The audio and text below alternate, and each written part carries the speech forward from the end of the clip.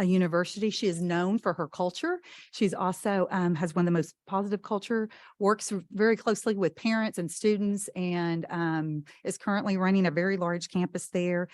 Also a passion and for her is special education and students at risk there. So we am asking for you to consider and act on Heather Cox as the Director of Human Resources. It's always good when the departing employer is not too happy with us when we're I hiring someone know, away. isn't that great? Yeah. Well, you know, we want to recruit the best, so we do whatever we have to. Any questions for Ms. Koenig? If not, entertain a motion. I move that we accept the administration's recommendation for the Director of HR. So moved, Julie. Second, Marvin. All in favor? Aye. Thank you. Opposed? Thank you. Item 7 is the consider an act on the 23-24 board calendar. And for discussion here, I'll let Katie give us a couple of dates to consider for our August meeting. We had a request from a board member to consider moving the August 28th regular board meeting. If we do so, it would likely need to be August 21st. If that is done, the regular meeting moved from the 28th to the 21st. What I would recommend is removing the board workshop, because that would only put 1 week between the board workshop and the regular board meeting, which would be difficult, obviously, from a meeting preparation standpoint, especially with that being within the first week and a half of school. So just wanted to put that on the table for your discussion. And in regards to that board workshop and that timing, anything in particular you're concerned about from the board workshop perspective that we need to be covering? We have reviewed that as a cabinet and believe that we can get everything approved in time on the 21st, and that we can make that work. And then any additional communication that you all would require, we certainly could do that for you all in writing in advance of that regular meeting. So one amendment proposed is the 21st. If you guys can check your calendars real quick and make sure that's an option for us. And then any other comments you all might have.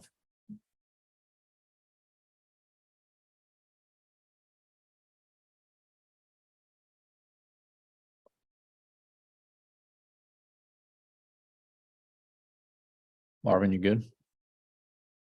Julie? You're what?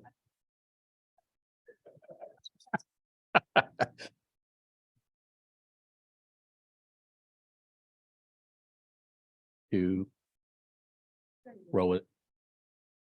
Amendment would be to the move the board workshop. We would move the board meeting to the 21st. All right. Any other comments on the board calendar we want to consider while we're talking? I know we had some comments about adding additional days and or controlling the number of daytime meetings. We're going to stick with what we're doing.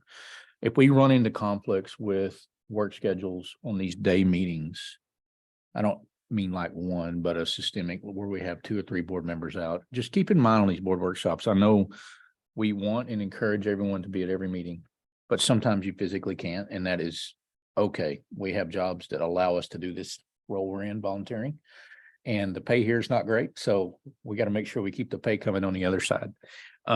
So I just would say I wouldn't feel guilty when you have to miss for work obligations.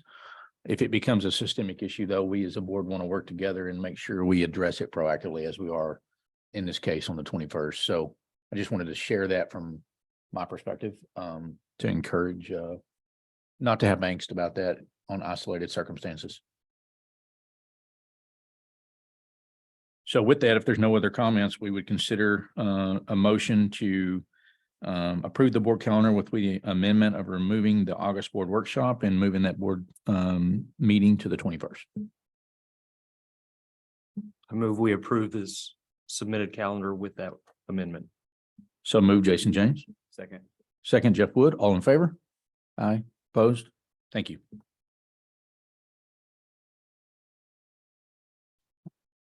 Item 8 is discuss and take possible action on the selection of a delegate and alternate for the 2023 Delegate Assembly to the TASB Convention. And so with that being said, I think we may have one volunteer.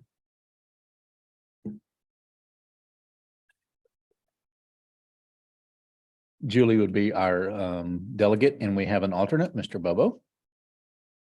Perfect. We'll have both there. That'd be great anyway. That's even better. Any other comments? If not, I'd consider a motion to approve those two. No, I'll just say that I was honored to go and participate last year. It was a great experience. And I think Julie and Marvin would be excellent choices in that role this year. And we are thankful for your willingness to go and do these things for sure. So thank you for that. With that, I'd consider a motion to approve. I move we approve Julie and Marvin or Julie for the delegate, Marvin as the alternate for CASB Convention, Delegates. Delegate Assembly. I'll second that. So moved, Amy Smith, second, Mark Wheelis, all in favor? Opposed? Thank you. And I had an eye there too, sorry. All right, item 9 is our Board Legislative Subcommittee update. Miss Julie? Thank you. So our last update to this board on legislative matters was at our May 22nd board meeting. And that's while the 88th legislative session was actually still in progress. It's since concluded. And so we have also completed a review of bills that were passed against our Lovejoy ISD legislative priorities, which will provide you an update today. What's going to be coming up next is that the governor did call a special legislative session to focus on property tax relief and border security, specifically human smuggling. And so we will continue to monitor for public education bills. The governor did speak at an event on Friday where he did indicate that he will call a second special session and it will be a focus for education. So we know that that's coming up. We will continue to communicate opportunities to our community.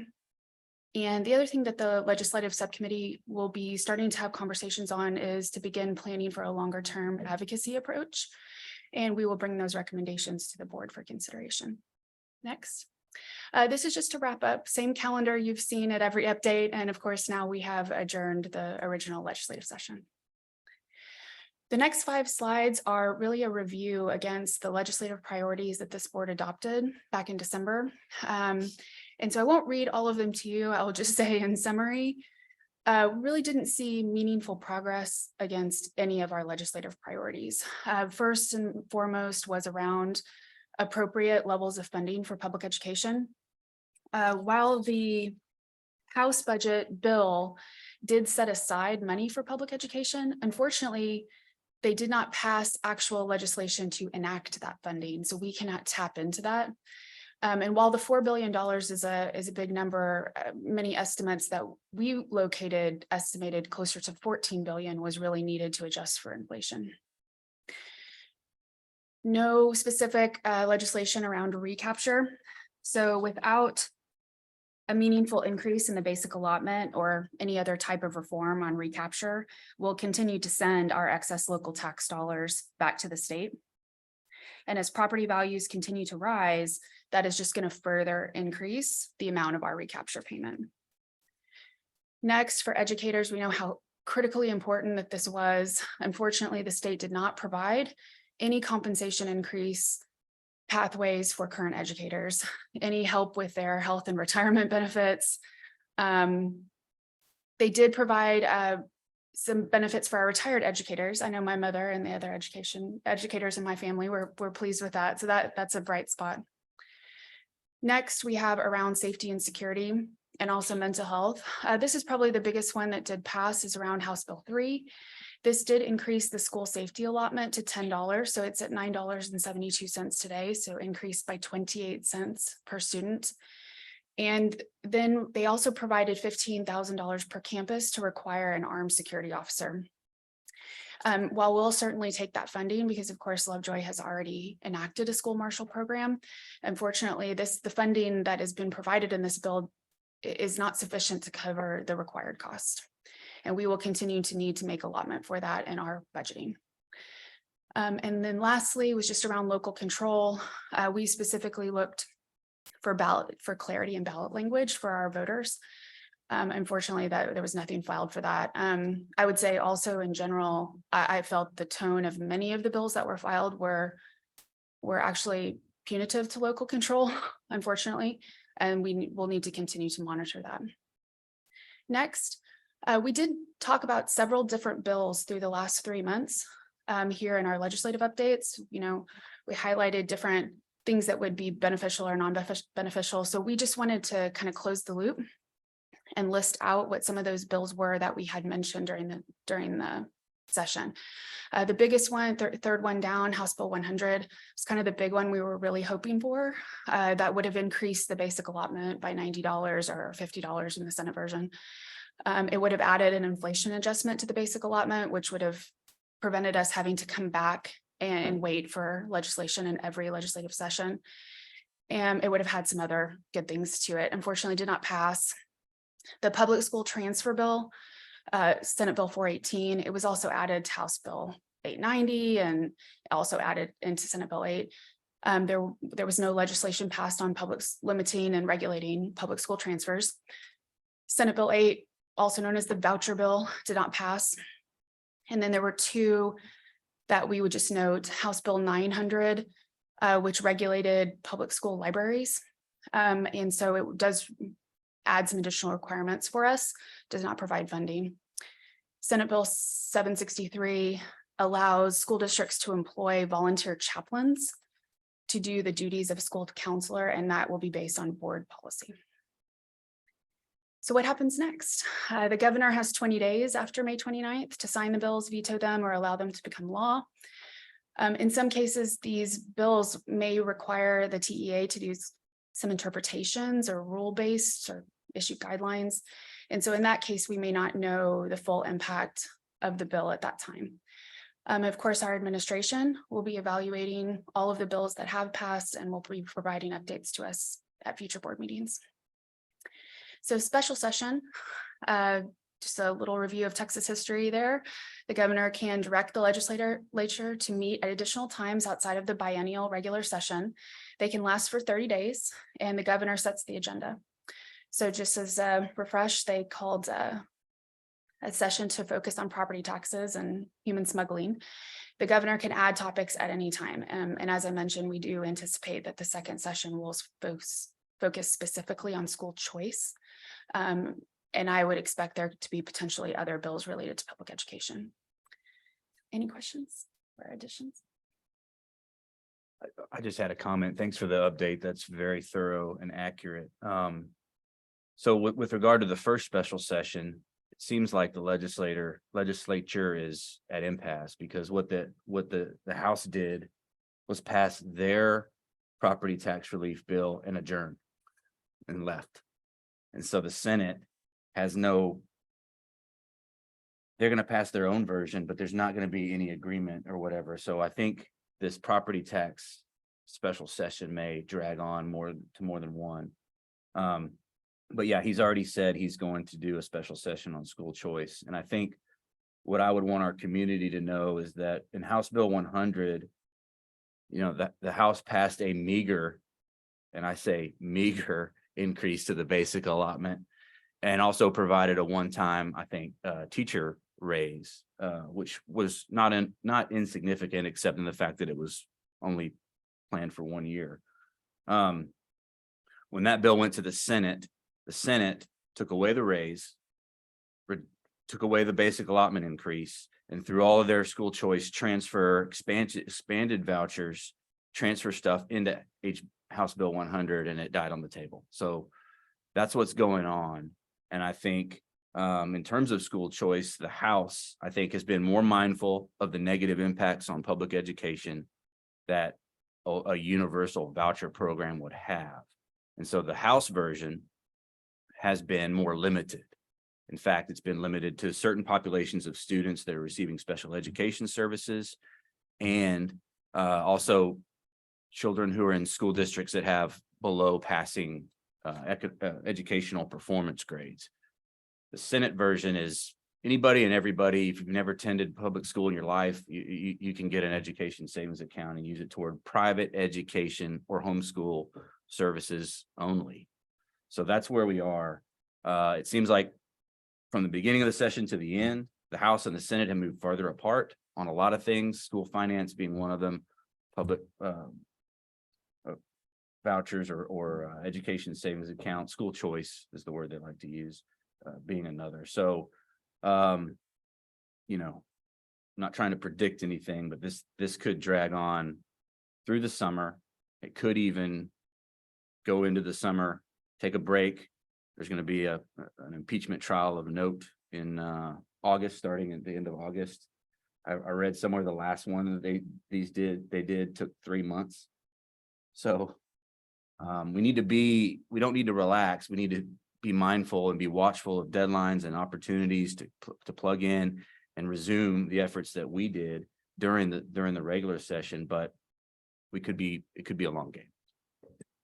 Yeah, one thing I'll add to that, I've read in a couple of places that there's talk of not even bringing back any of the school finance or school choice into a special session until September, because they don't want there's speculation about wanting to make sure that teachers are back in school so that they don't have the opportunity over the summer to be as strong in the advocacy efforts during the special session. So it might be a long time before some of this stuff comes back on the calendar. I've not been in much as I have in the past few years, but I've never seen a time when our elected officials are more focused on their own desires and less focused on the actual needs and asks of their electorate. The House seems to be listening, which is why we have this impasse. And the Senate obviously pursuing their own agenda without any reservation. It's overly disappointing. It's a failure of our government, certainly. And I think important for our public to understand, the Senate is simply not listening to the needs of what is needed in our state. They're applying some other theoretical idea that they have for public education, which might not ultimately be public education. But the point of these comments is that our advocacy efforts matter, and the voice and the phone calls matter, and the folks who have taken action to help out in addition to the efforts we're making matter. Our public has a stronger voice than we do as a board. They have more leeway and ability to advocate for their wants and needs and for the values that Texas public education needs to support itself. And so I just would continue to, in conjunction with y'all's comments, encourage our leadership within the district in these different roles, our PTO, our foundation, our parent groups, those who obviously we're all invested in this village here to raise amazing leaders for the future. And I think there's, I don't know of a more pressing time to be speaking about what things are needed and to, one, educate yourself, and two, be willing to go and speak and fight for it. And whether that's a phone call, an email, or a personal appearance, they all count. And the House is listening. That doesn't mean we stop talking to the Senate, but we've got to ensure that we continue to advocate. And the other comment I might make to our board is the Raise Your Hand Texas has their summit, and an impressive organization supported by the founder of HEB that is solely focused on public schools and the support of it. They're having that summit this summer. I think for us to get on our toes and not on our heels in a future role.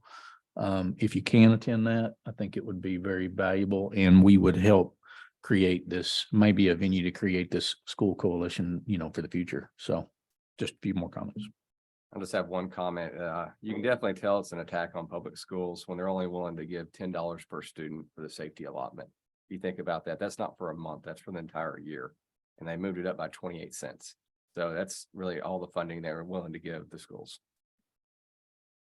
One more comment, not to mention that we're not even close to keeping up with inflation since 2019.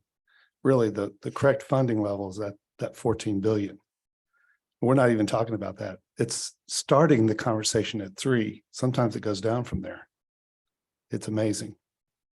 They have a different idea about public education, and they're not calling it that, but they do. And it's obvious by their actions, and it's a disappointment. Well, when they're allowing other objectives to basically hijack the ability for us to give our teachers compensation and to be able to give our kids a quality education to protect the programs that we have today. And so I want to reiterate and also underline that your calls matter. Please do continue to call. I know that July and August are so hard with family vacations, but it really does matter. And if you need talking points or those types of things, you can always use our legislative priorities document, or some of the comments that we've had today, is to not hold hostage the funding for Texas public school students for other objectives that the legislature may have. Please fund our schools and not allow these other types of topics to take too much airway.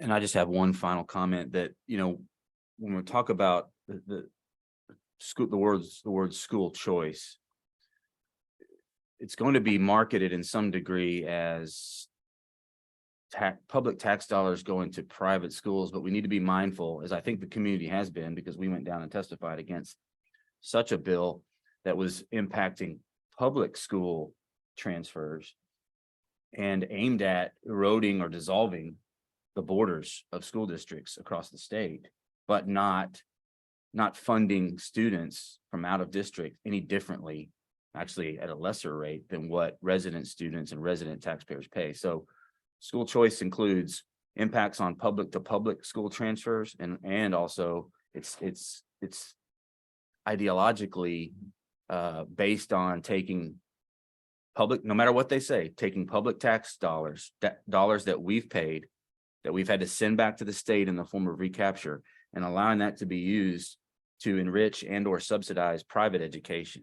So in addition to the delay that's happening in terms of the timeline on the special session and what that might look like, in addition to some of these bills requiring the TEA to write guidance before we will know when they're going to be implemented, how they're going to be implemented, there's also going to be, I'm very hopeful, there's going to be a substantial legal challenge mounted by a number of public school districts, because when we were down there in Austin, we kept talking about school choice, a lot of the school districts didn't know how it would impact them. They weren't even thinking about it in those terms. And we were the ones telling them, hey, this public school transfer bill, have you read it?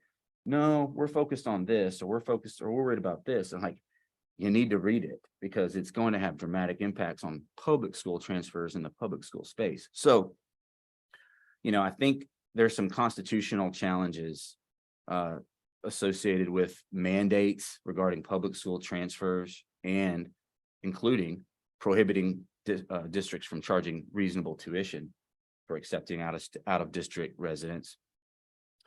I also think there is a questionable constitutionality with respect to public tax dollars being filtered from this permanent school fund into the general fund and then being paid to an organization that takes 3% off the top to decide, oh yeah, this is a good idea for your kid's education, and they send that money to the private school. So all that's to say is that there's going to be some things, extra legislative things that may happen with respect to some of these issues. And let's not forget that even though, as Barrett said correctly, it appears that there's some ideological warfare being lodged against public education in this state. The Constitution requires the legislature, they have a non-delegable duty to adequately fund public education in this state. And that's another area where we can hold them to their mandate and their oath of office. Not to belabor, but I think it's no accident that property tax relief is ahead of in the special session, school finance, as we take recapture dollars and surpluses into a budget. If we can allocate those before we get to school funding, all of a sudden there's no money there, or there's not the same amount of money there. And what we're talking about is this property tax relief, which is ultimately a rediversion of recaptured school funds towards property tax relief for not its intended use. And so I think it's no accident that property tax relief is ahead of school funding strategically for them, which again is even more disappointing. So. Any other comments there? All right, I think we'll just continue to provide the board a monthly update if that works for you, or if there's anything else that the board would like from the subcommittee from updates. Happy to get that feedback from you. Thank you, Julie, and thank you for the work there. This legislative committee is really doing a great job and appreciate all the board members being engaged in it as well. And I know Katie and the admin team, just paying attention and keeping us apprised so we can stay focused on what we need to. All right, item 10 is Mr. Wellman, budget workshop number 8.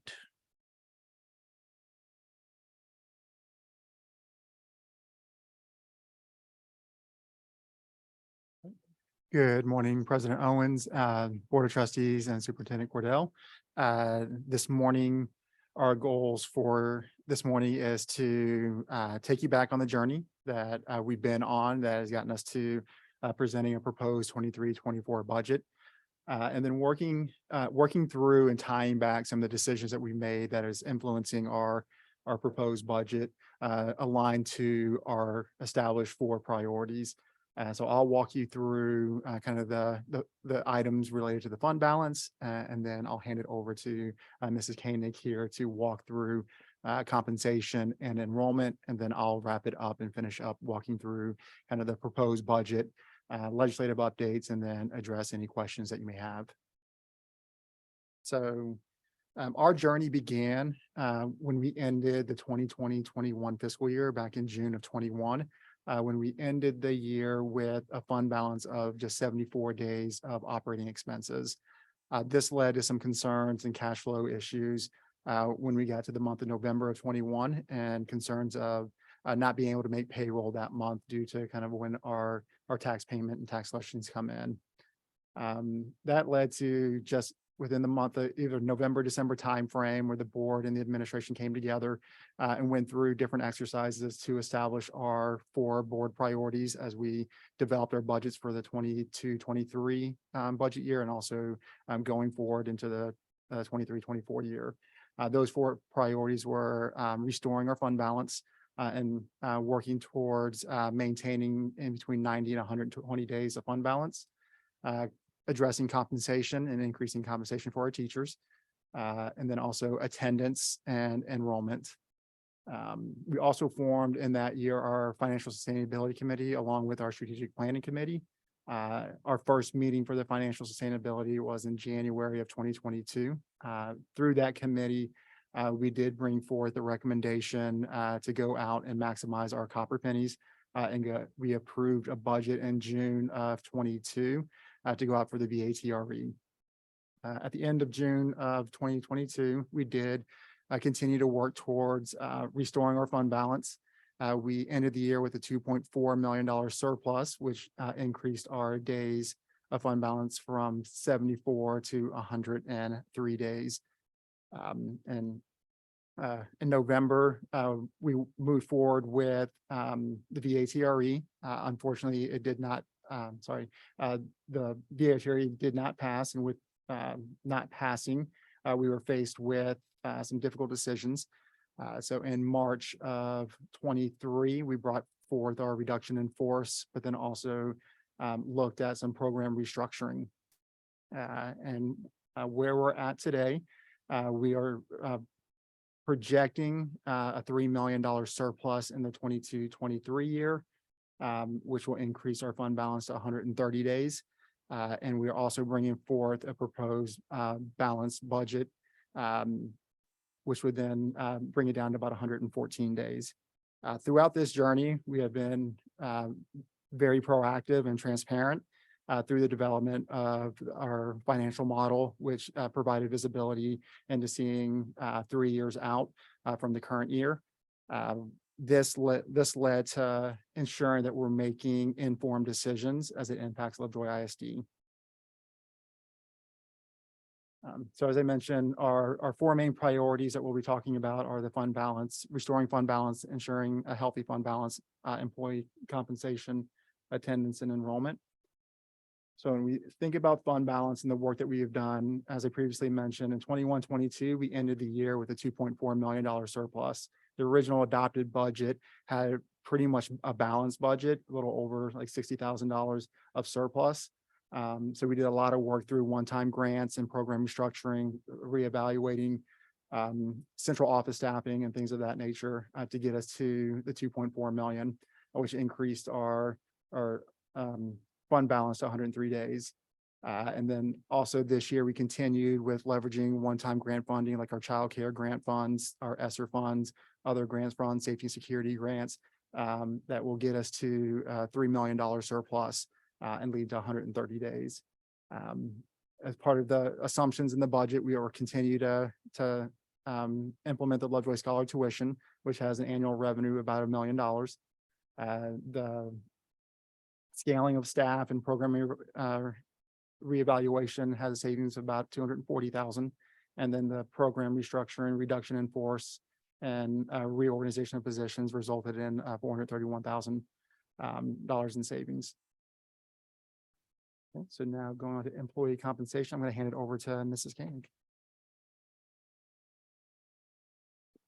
Good morning. As many of you have seen this before, this is definitely what we're recommending, a 3%, of course, salary increase for all staff, $15 hour minimum wage, $5,000 stipend for special education teacher stipend, and $50 a month additionally medical insurance contribution. And you can see on the right the budget impacts of those recommendations there. So moving from there, I want to talk to you a little bit about the teacher scale. Last year, what we did, this was last year's teacher scale. It was the 22-23 school year. And on your table, I've also put a model of salary schedule increase, just to look at that. We know that, when we started this project, when we started looking at budget, we were hoping that we'd get a raise in per pupil allotment. And we thought also that there were going to be some increases for salary for teachers, some requirements there. And funding, we did not see any of that just as yet. So basically what we're recommending to keep a balanced budget is we're recommending to keep our current teacher scale, our current hiring scale. This is a hiring scale where teachers that are their new employees that would come into our district there. And I've shared with you kind of what that is of years of experience with a 0%, 0 years of experience, 53,717. Now, if they entered on that and they're returning to us, they'd have a 3% raise, which would be 55,329. Okay, there. We had talked about the model of the salary scale increasing a little bit, and you can see what that increase is to 55,000. But we're not sure, if that can happen, because that's a $200,000 budget impact. If we do that there, that third column, the model of salary schedule increase. Okay, so I just want to kind of explain where we were there. On our current teacher new hire scale, you can see, as we said, with 0 experience, it'd be 53,717. We are recommending that 3% raise for teachers, nurses, and librarians. And on here, we did change the special education stipend to $5,000. We also put a note in here just in case something happens in special session or something changes, that we can change that if that need be. Questions about the teacher scale there? One question, so if they do hopefully increase the basic allotment in September, October, that's where we can adjust the scale? Correct. Okay. Correct. We're just a little bit nervous also trying to have a balanced budget there. Okay. And we also, we want our employees that are here, we want to retain them and let them know how much we appreciate them. And so that's why we're asking for that 3% increase there. Okay. Just to confirm that model scale model of salary schedule increase would be net, what that would look like. Yes, about $200,000. Yep, got it. Yes, sir. So So there'd be an increase to the budget of about $200,000. One more question. So if the 3% raise is higher than the model scale, will they get the higher amount? No, this is just a new hire, what we would offer someone that was entering our district. Good question, though. Okay. The next one, and once again, we're Sorry to recommending. interrupt. No, you're fine. So we would pay a teacher, if not a significant amount, but $300 or $400 more. They're coming to our district with 9 years experience versus they're in our district 9 years. No, we would get whichever one was the highest there. Okay, this is just whichever one was the highest. Okay, so either the 3% or what they would, or the model of the increase. We were trying, very honestly, when people ask you what your starting salary is, and most people say like 5,400, 54,000, not 53,717. But Thomas and I have kind of joked about that. We would like to get it to more of so it roll off our tongue a little bit easier, I guess. So for now, the model is just a proposed, but not being, We're not even proposing the model at this time. or just, it's illustrative. If something else happens. If something else happens, that's the schedule we would want to move towards for new hires in the future. But Correct. right now, it's just hypothetical. It's hypothetical. That is correct. Just wanted to put it out there for you to see. Okay. And please note, other districts around us, they're just now they've started putting out their hiring scale too. And so some are still holding it back, kind of, waiting like we are a little bit. And then once again, auxiliary staff, here's some examples of positions that would be impacted. Special education, mainly aides, would raise to $15 minimum. This includes everyone except temp positions. We have, we hire some high school kiddos and things that work during the summer for $12.50 an hour. But for most people that were full-time, it would be $15 an hour on these positions. But what that also did is it did impact other positions, because you can see there's a custodian. And then if we move just that career pathway to lead custodian, we had to adjust those salaries just to be in line with that career path. Okay. And those are some other examples there of salary increases that would occur. We did get some good news on medical benefits and district contributions. Overall, they were raised about 10%. However, your $50 if you that's proposed would greatly help that. So if you look, I put in pink the 22-23 raises, the rate for employees. I only did the two most popular plans. We have 100 staff members on the primary plan, and employee only was $410. It would go up to $450. So the out of pocket last year was $185. If you'll follow along in that row, with the $50 employee contribution increasing, it would be $175 out of pocket. So basically, employee out of pocket expense for that would be savings of $120. You can see they really looked out for the employee and the employee with children. If you look on that and how that the increases in the primary TRS active care plan happened. So for an employee and family, it did go up about $96 a month there. Okay, but that $50 greatly helped there. And then, of course, the other plan, we have 171 on the active care HD. The very same thing happened. If you look at the employee only, if you look across the row there, with the $50, it's actually a savings to them, and the employee with children also. So the big two that are going to be out of pocket a little more were the employee and spouse, $132 for the year annually, and the employee and family, a little bit over $1,200 there. So questions about that? Good job managing that to help control the burden on our Yeah. employees. We appreciate that $50. I think they will too, especially, when we hire those new teachers, they're coming out with their parents' insurance. That's an adjustment for them. So I do think that helps. So it's only going to be $187 a month. So I do think that's reasonable there. Are school districts allowed to do self-funded medical plans? Yes. However, if we do that, we have to remove ourselves from TRS for 5 years. And so there's that. Yeah, we can't get back into TRS for 5 years. And I know some surrounding districts, I've gone to some meetings that are looking into that. I know Denton ISD this is their second or third year to do that. So we're kind of waiting to see how that plays out with them. Okay, moving right along. One thing that also changed is medical benefits and district contributions. When we looked at the new medical rates, as we said, they were just posted this past week, May 30th. The TRS did make some benefit change that reduced employees out of pocket expenses. Mainly it was on the primary plus PCP plan, where mental health copays went from 30 to 15. The primary plus, the deductible went from 3,600 to 2,400. The primary and primary plus virtual mental health visit copays went from $70 to nothing. And then the out of pocket for the primary expense went from $8,150 to $7,500, or for families, $1,630 to $15,000 for families. So, and then of course we are asking for that $50 more. Okay, so there were some changes there.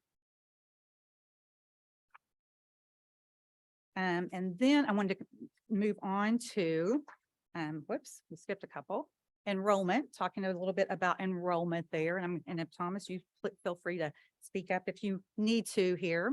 Looking at enrollment, we built our budget on 95.5%.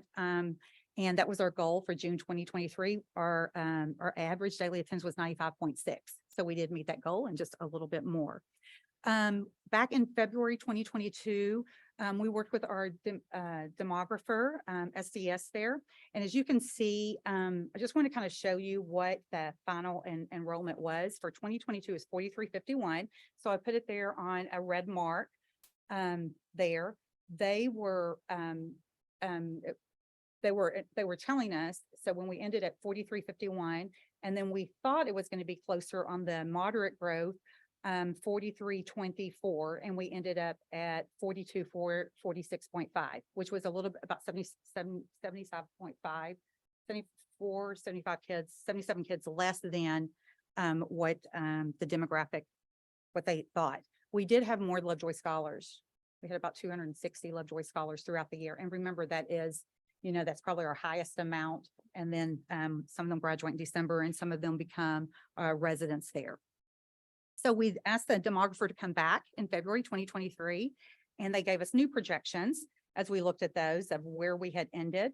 And at this time in February, we were at 4221 there. You can see the low growth projection, the moderate and the high there. So, and as our projection does, it does look like it's going down there. So we're just trying to monitor that. And then I actually went through and wanted you to look at a summary where we just compared the two projections from February 2022 and February 2023 there. So our projections with 135 scholars to end the year was 4324. We did our own projection just from looking at trends and enrollment, and we ended at 4210 was what we came up with at the beginning of the year, and our final enrollment was 4246.5, which was about 36 more students than we thought. Now, remember, we want to look at enrollment across the year. Some of those did not come. I know the last week of school, we were still enrolling kiddos, so we didn't get a lot of funding for those, some of those at the end, okay? So in February, remember, is 4221. So if you kind of look at the semester and the funding there. And then if we go back and look at what our demographer thought when he came back in February 2023, the high growth was to end this next year was 4226. The low growth was 4164. We went through a little bit lower because we did that last year, and our projection for this next year was 4105. Looking at current enrollment right now, we have 61 pending students, enrollees. And so that's 4,015 right now, if those 61 students come. And they've asked for packets. They live in the district. We check CAD. We know they're potential students. So we feel like they're probably coming to us, but our enrollment would be 4,015 there. Okay. So what we want to do there is we want to continue to monitor student enrollment. I know I have Ashley back here, and her and I meet pretty much daily about what our student enrollment is, how many packets we're sending out. Also monitoring Lovejoy scholars, all that information. It was very helpful getting them to commit early this year so we can count on them. And we have collected those funds for that right now. We're definitely going to follow up on those pending enrollment. And we do send emails trying to get that information in so that we know that they're that they are coming. We're also, though, we need to monitor resignations, unfilled positions, and long-term vacant positions. So as we've talked as a cabinet and with Thomas and Katie, right now we have 5 full-time teachers that we could possibly hire that are open, that we're just going to delay a little bit depending on what our enrollment is. Okay, so we don't want to overstaff, but we also want to meet the needs of our kiddos. So if we need those teachers, so just wanted you to kind of be aware of kind of where we are right there, and hiring, and how that impacts how student enrollment impacts our projections there.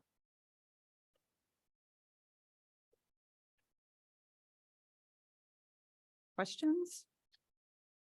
I mean, looking at the trend, I don't know what the breakout is between 5A and 4A, but in the next redistricting, it's gonna be really close, I would think. On the, we can bring you those next time. I don't have those in front of me. Are we still doing anything for marketing on scholars?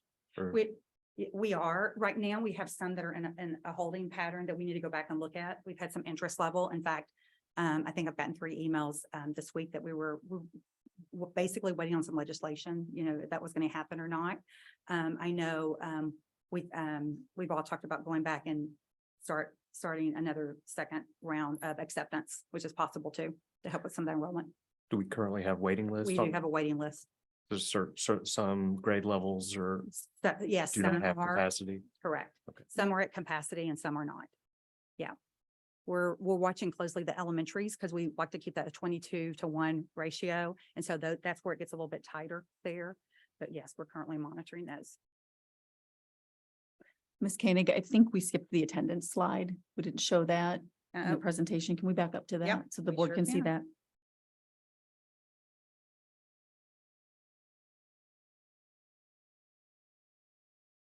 The 95.6.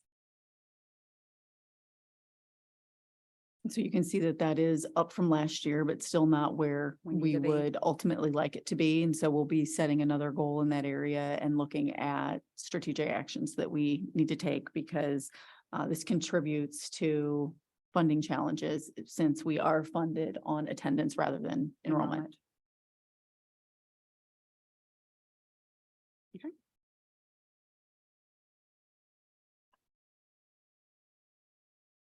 Yeah, we really didn't hit on that in the legislative update because it's not one of the bills, but one of the things they didn't take action on, us being one of only 4 states left in the country that has to spend money based on enrollment, but actually get paid based on what walks in the door. It's counterintuitive to an intelligent business model for sure. So And before Thomas starts, I want to just, I know we still have room to improve on attendance, but I mean, as the slide shows, we did set a strategic goal of raising from 94.36 to 95.5. And we were able to beat that slightly and increase average daily attendance for the year to 95.6, which was above our goal and above what we budgeted for. And so I want to thank Kevin and I want to thank the principals for constantly discussing with the community the importance of attendance and I mean, just all throughout the year, especially in the spring where, people start moving on to other things or start summer a little early. I think it made a difference. It might have been a few percentage points, but it helped us hit our numbers. So thank you all for the constant, discussion on the issue of attendance. And also our data clerks. I know Ashley back there works with our Paynes clerk and our data clerks and getting them, making sure that all that information is accurate too and gives us daily updates, which is so nice of her to do. I'll be real curious if our new calendar this next year will have a positive impact on attendance with the extended planning days and the fall break and some of those kind of major vacation-y type things. I hope that moves the needle too on being in school when we're having it. Yeah.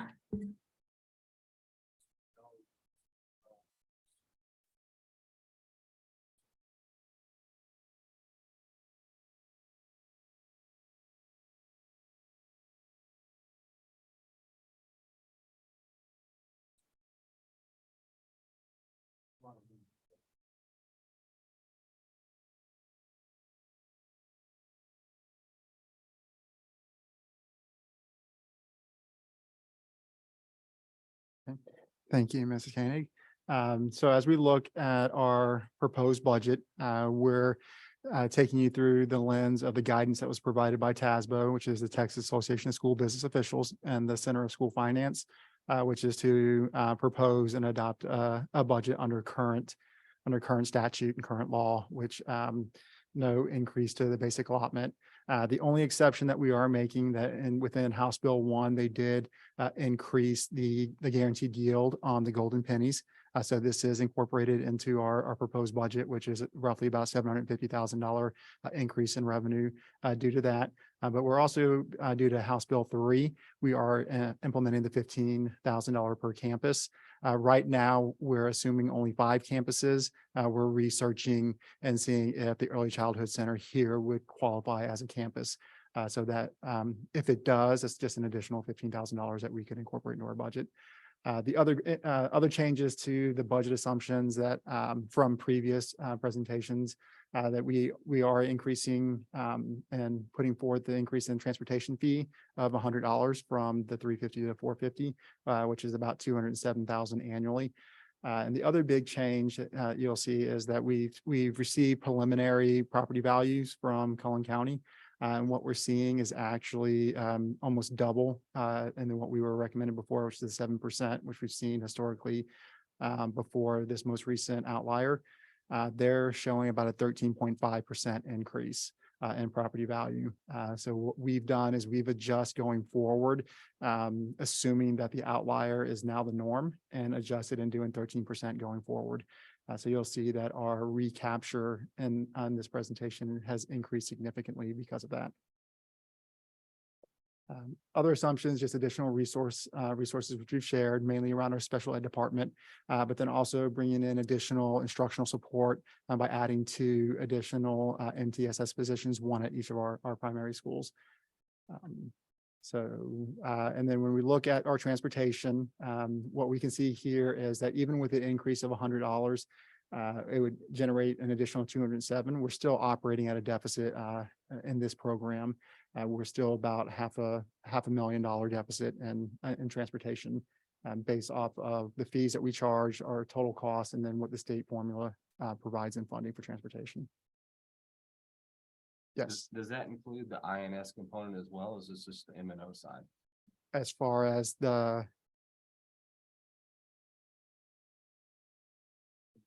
it'll be, Okay. that when we get to the proposed budget, it will show everything.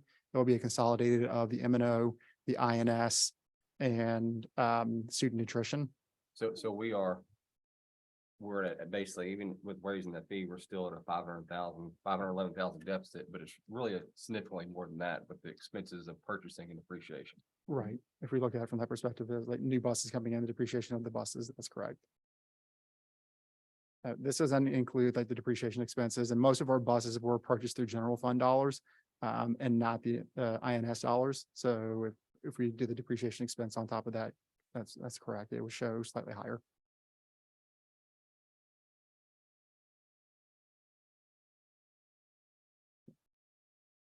When we look here at the 5-year model, we can see that we are going to propose an FY24 a balanced budget, slight little surplus, but pretty much a balanced budget, and getting us to the 114 days.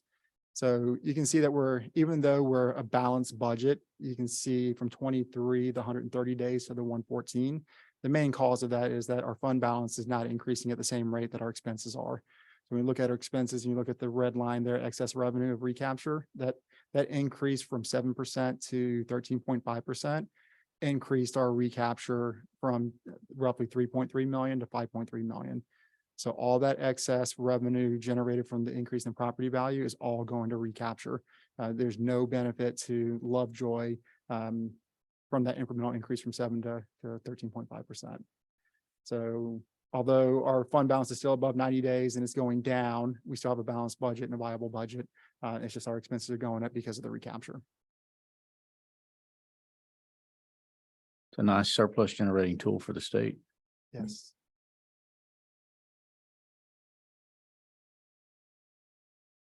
Yes, if we assume the same, roughly 13% going forward, that grows from 5.3 to 14.9, almost 15 million.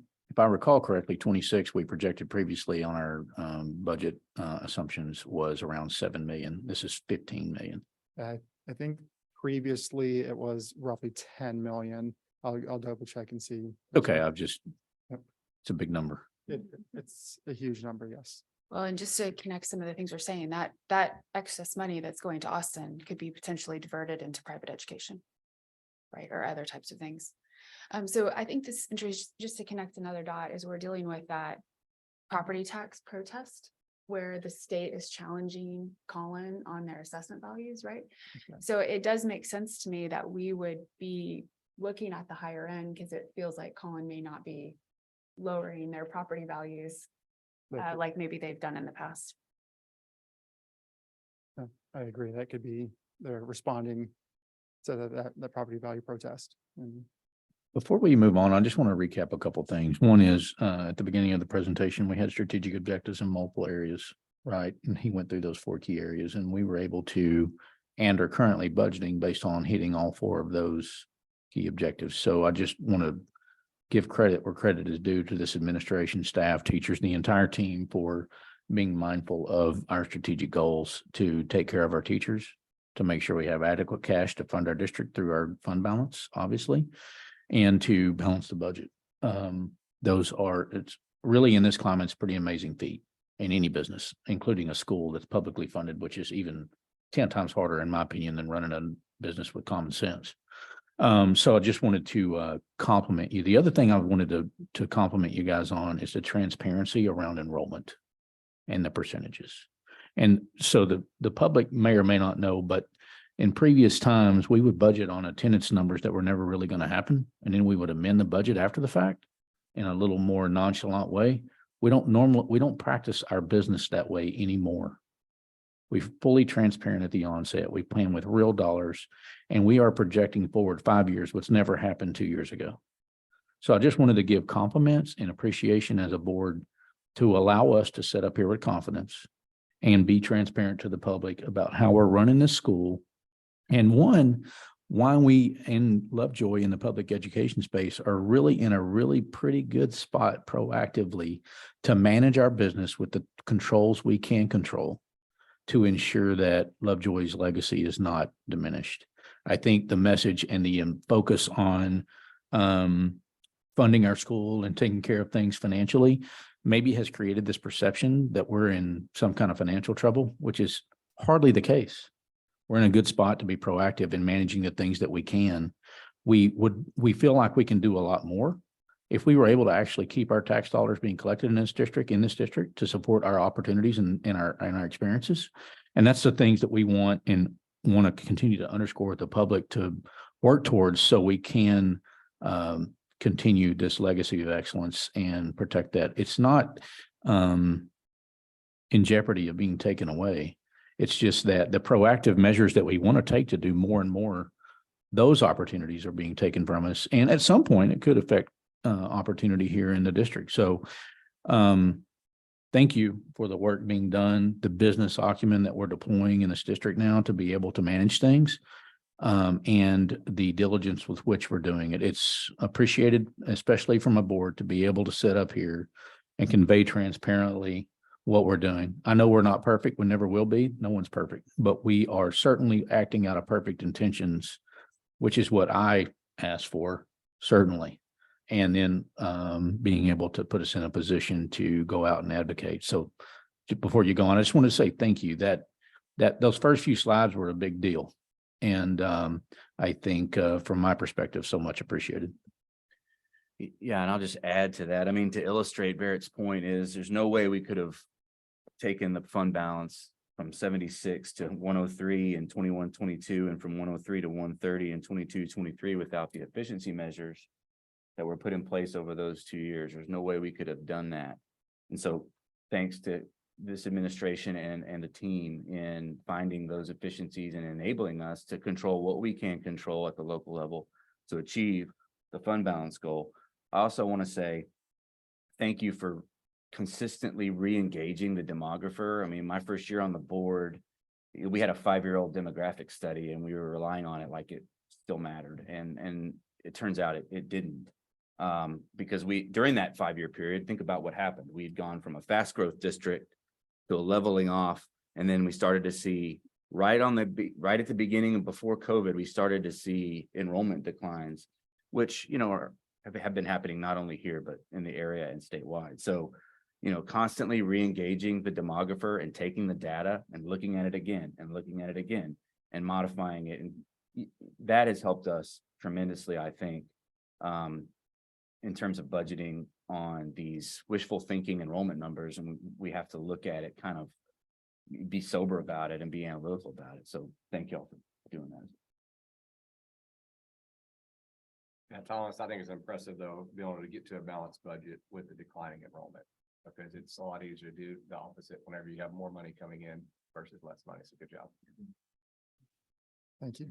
Couldn't do it without the support of the administrative team. So, Well, and thank you. also I know that as we go into this budget, these budgets are a moving target. And we also know that 400, we've got a balanced budget presented, but that could easily be a little bit into our fund balance, which I'm not going to say I'm excited about, but I think we're not overreacting too quickly with any major things with these budgets as we've continued to refine it. And we're in a position where if we need to make some moves to protect some things proactively, we can, and it not be devastating to the bottom line or to fund balance. So, and again, yeah, just great. Great, thank you. Okay, so just kind of a update on the legislative session. A lot of this was already shared in the previous, but just wanted to kind of give an update on the financial impact to some of the bills not passing, and if they do come back around in the second special session. So as we already heard, House Bill 100 did not pass during the regular session. So this means that we did not see an increase in the basic allotment of originally the $90 or the committee substitute of the $50. This negatively impacts Lovejoy ISD as we, continue to navigate record inflation over the past few years. The other piece of the bill mandating districts to accept out-of-district transfers while eliminating the ability to charge tuition. This not passing is positive to us, to Lovejoy ISD, because we generate currently about $1 million annually in tuition from out-of-district transfers. So if we look at and see if this does come back up in special session and it does pass, what the implications would be if we're not able to continue to charge a tuition for out-of-district transfers. So you can see we quickly go from a balanced budget to $1 million deficit. And when we look going out into 2026, we go from the 64 days of unbalanced to 44 days. We want to take the time today to address and clarify some verbiage on a two-pager that we had released as it relates to out-of-district transfers. When we looked at item number 3, the economic impact, our flyer indicated that we do not receive enrichment funding, or INS dollars. The reality of that, what it should have said is that our transfer students do not bring in formula funding at the same rate as resident students. And it is true that we do not receive or bring in INS dollars. The reason for that is that we're a small district. In the eyes of TEA, we're considered a small/mid-sized district. Because of that, and they define that as a district that has enrollment below 5,000 students. Because of that, there is a mechanism in the state funding formula that gives us additional funding due to us being a small district. But as we enroll out-of-district transfers, that formula, as we get closer to that 5,000 number, that funding goes down. So which means that we're losing funding in that mechanism, which means that they're not generating the same or comparable funding as our resident students, because there's different components that are tied to that small school adjustment that reduces our overall funding when we do bring in out-of-district transfers. So we wanted to take the opportunity to kind of clarify that and ensure that we're putting out there that transfer students truly do not bring in formula funding at the same rate due to our size as a small school in the state of Texas. Okay. So the basic allotment impact, so what we wanted to show here is just the different net asset contribution and under the current law, the 6160, and then if the $90 or $50 in the impact to the district. So what this includes when we think about the $90 and $50 is what Ms. Koenig had presented on the proposed salary schedule and the increase. Part of the language was a state minimum salary scale for teachers, which would increase our salary scale. And in order for us to meet that, on top of the 50% required spend on teachers, counselors, and nurses, we would have an increase in cost of roughly the $200,000 that Ms. Koenig had mentioned. But the additional, it still brings us a benefit and would have had us at a surplus in the current year of roughly $218,000 of a $90 increase. And then a slight increase in the surplus with the $50, which is roughly the $37,000. So you can see that it would still put us above the 90 days that we're 90-day fund balance, and would have a viable budget going forward even into 2025, and then really would have to work in 2026 to maintain our above 90 days. So as we continue to monitor our budget, and before we bring a proposal on June 19th, we'll continue to monitor enrollment, as Ms. Koenig said. As we see enrollment increase, we'll go ahead and release those positions that we've kind of held until we know more of our enrollment. We'll continue to monitor the special sessions, any updates that are coming through special session. And then we'll look at in our overall structure, example, looking at our period day at the secondary, look at our different programs, like academic programs, fine arts and athletics, and then explore any fee opportunities to increase revenue. So as I mentioned in the May board meeting, we're required to post a public notice of the public hearing on the budget and proposed tax rate, which will be on June 19th. What we'll do in this notice, there's just different pieces. Collin County provides a tax calculation worksheet that will be posted along with the proposed budget that we'll go through here shortly. And in that, what we would do is we're proposing the current year MCR.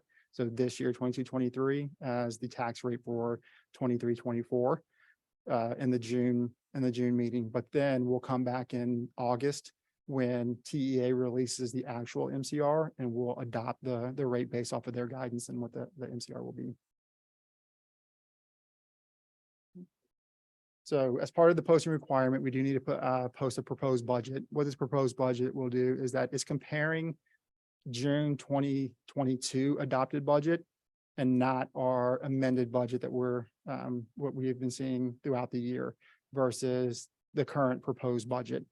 So when we look at the proposed change, just looking at the total expenditures, we're seeing that we're having a year-over-year change of roughly 4.6 million. And I should add, this is a consolidated budget. So this is all three aspects that we have to bring forth for approval, which is the M&O, INS, and student nutrition. The main driver behind that 4.6 million increase, you can see, which is under other, which is function 91, which is contracted instructional services between public schools. That is recapture. So that's the main driver behind recapture. The other 300,000-ish is due to the 3% increase in salaries and 3% in non-personnel, but then also the different pieces that we've done, reduction in forces, offsets with additional resources that we've added. So the main driver on that expenditure increase is recapture. So here's just the general fund, which ties back and just gives a little bit more detail of what we've already shown of the balanced budget. So again, the main driver, this is the M&O side, which is the recapture, is the main driver behind the increase in expenditures. So when we think about the student nutrition, I know that we have presented over the last couple of years where we've ended the year with a surplus budget. This year, we're presenting a balanced budget, mainly due to the increase in the minimum wage to $15. So that impacts it there. Then also the 3% increase. The other piece is with the new approved calendar, that gives us 5 less serving days. So we're going to have 5 less days of revenue. And the revenue, the rate at which we receive revenue is going to be slightly higher than the rate that we have expenditures, because our food cost is roughly 50% of our expenditures. So it's not a true one-for-one offset. So we're going to see a little bit of decline there because of the decrease in serving days. And then here's our proposed debt service. The main difference here between what we approved last June versus the proposed and the decrease is that according to Collin County, we had excess revenue coming in from the 2021 tax year that benefited the 22 tax year, which allowed us to have increased principal payments to bring down our debt. So this year, we don't have that same excess revenue coming from 22 into 23. So that's why we're seeing a decline in revenue coming in and adjusting our principal payment. In this budget, we are making the assumption that we'll have excess of $4 million to pay down in principal. That is not part of it's additional principal we want to pay down. That's not part of our normal debt schedule. Thomas, so would that be taxes of the taxpayers paid, I guess, late? Is that why it falls into other fiscal year? It could be timing, it could be tied to how can I say this without say this properly? I think it's just when they go through sorry, I can't think of the word, protest. If taxpayers are protesting, they hold off on the payment. So yeah, they'll come in a little bit higher. The protest comes in higher or lower. So that could definitely be it. There's also there's situations where you can defer taxes if you're over a certain age. So the only way that you collect on those taxes is if they sell their property and or if they pass it on to their children. And then that time it could go multiple years. So it can be, yeah. Okay. Okay, so our timeline, so today is our final budget workshop. We did publish the public notice for the 619 hearing. So for the 619, we'll be bringing forward the adoption of the compensation plan, the adoption of the M&O student nutrition INS budget. And then in August, as previously mentioned, we will bring forward the tax rate adoption.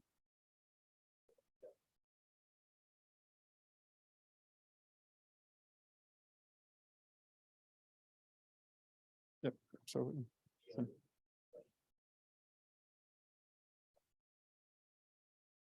Just had one question on the enrollment figure. So we have the 4105, but I think if I understood the conversation that we had on the previous slides is versus our current enrollment, we're budgeting at a higher rate than our current enrollment plus that includes the applications, right? So about 90 students, if that's right. And do we feel comfortable with that assumption right now? Well, that's why we're holding back on 5 Right, okay, because it's, if you think 20 to 1 is about 5 personnel, about 90 Okay. students. Got That's it. why we're holding back and delaying those. Understood. Okay, That thank makes you. sense.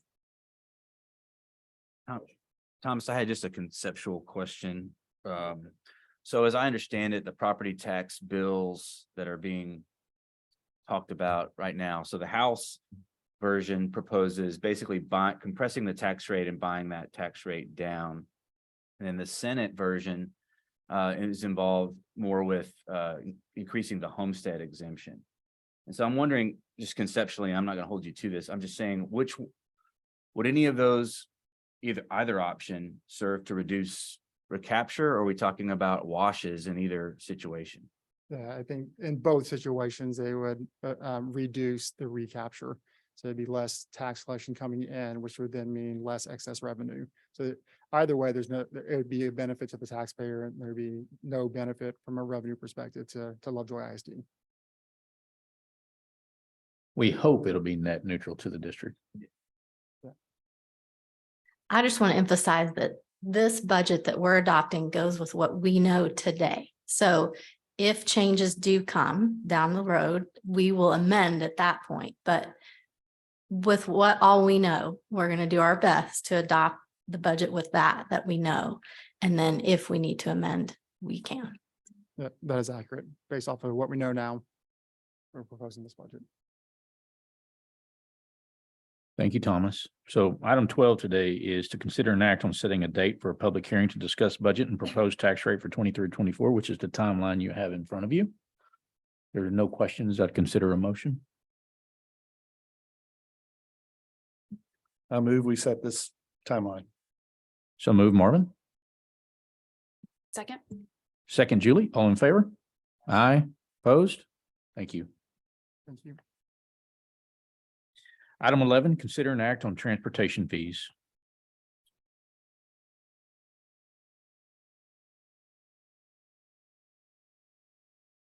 Good morning. As Mr. Willman mentioned, in order for us to get to a balanced budget, there are some costs that we would like to offset. One of those costs would be the cost to provide transportation to our students and our families. And this service that we provide is important. It not only is it important for our families, for especially our working families who have to rely on the transportation to get their students to school. It's also important logistically for our campuses. We tried this a few years ago where we for the most part, eliminated transportation services, and the car lines at our campuses were out of control. Being the principal at Willow Springs during that time, it was a challenge. And so not only does this serve to provide a service for our students and families, it also provides a logistical relief for our campuses as well. So I'm just to kind of historically go back over what we have done over the past year or so.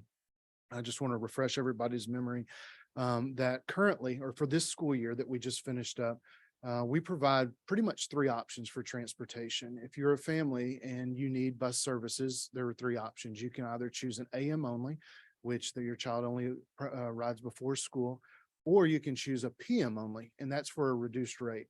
This also provides a challenge because essentially our bus drivers are driving 4 different routes a day. So before school, they go and pick up our Sloan Creek students, and our elementary students from their homes, deliver them to school. And then they go back and then they pick up our secondary students and deliver them to school. Those 2 routes are completely different, depending on, because of the options that we give our families, which is great. But again, it provides some logistical challenges. And then after school, they have 2 completely different rosters, an elementary or K-6 roster, which they pick up from Sloan Creek Elementaries, they deliver them home. And then they have a whole different roster from the morning, and they go and pick up our secondary students from the schools and they deliver them home. So they're driving 4 routes each day, which they pull off beautifully, but it's a challenge. So our AM or PM, if you choose one or the other only, it's $280 annually. Families have the option of paying for that by semester, so they can pay $140 first semester. They can even opt out of transportation second semester, so it really only costs them $140. Or they pay $350 annually. Again, they pay by semester. They can opt out the second semester if they don't need it. The challenge is if you don't sign up for it the first semester, it may not be available to you if you only need it the second semester, just based on availability. And then we cap off the fees at $700 per family. So essentially a family is only paying for, if they have more than 1 child, more than 2 children who need bus services, they're only paying for 2 children because we cap it at $700. So again, we allow the families to pay by semester. The proposal, in order to get to a balanced budget, is again to offset costs. It's not to generate revenue, it's to offset costs. Our transportation cost us all in, not just buses and fuel, but also for personnel. It's $1.2 million a year roughly.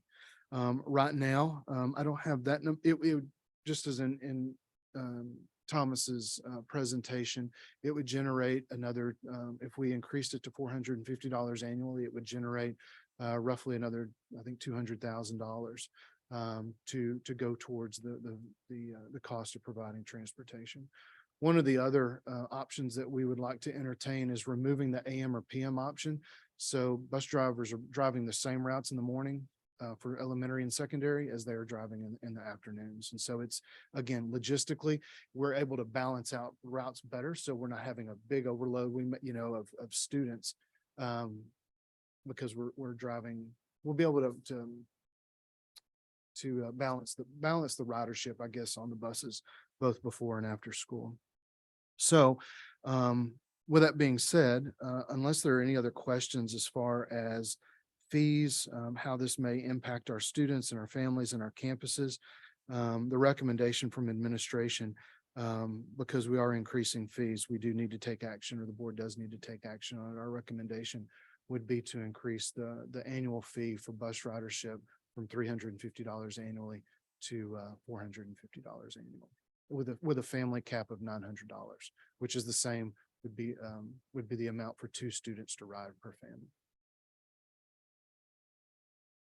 For families that have financial issues, or their kind of scholarships, or is there like? Thank you. That's on my notes and I didn't cover that. So thank you for asking that. There are two categories of students, if you will, who are not required to pay. Number one, special education students who have that in their, they need transportation services as part of their IEP. And then students who apply for free and reduced lunches. and are granted that, they do not have to pay for transportation fees either. So that is, they are allowed to ride with, free of cost.